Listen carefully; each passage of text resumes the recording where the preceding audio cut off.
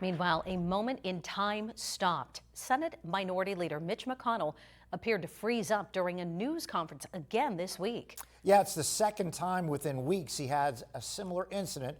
It's now sparking fresh questions of whether only his future in the Senate, but how the upcoming elections could look.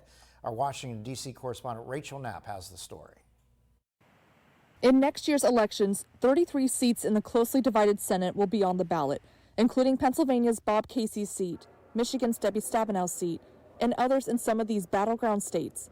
But for now, the Cook Political Report believes at least those two states are likely to remain in the Democrats' favor for those Senate seats. The Senate is actually the Republicans for the taking next year.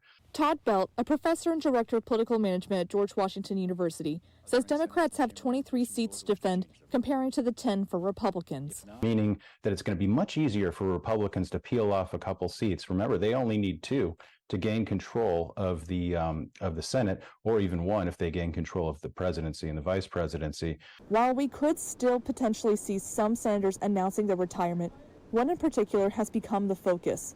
This week, Senate Minority Leader Mitch McConnell froze up suddenly during a news conference. It's the second similar episode we've seen on camera in recent weeks. His office says he felt lightheaded during the news conference, and as a safety measure, they will visit with a doctor. Earlier this year, McConnell told reporters he's not going anywhere, suggesting he doesn't have any plans to step down. But the second incident has now intensified questions not only about his health, but his future in the Senate and his leadership role. In the Senate, there's sort of a gentleman's and gentlewoman's agreement that you don't really ask someone to step down. There's a lot of senators who really think that McConnell has done a really good job as the Republican majority and minority leader, particularly in getting them states that they needed, as well as fundraising and recruiting good candidates. So McConnell has really pretty high stature within the Republican Party. I think it may take more than this for them to ask him quietly to step aside. In Washington, D.C., Rachel Knapp reporting.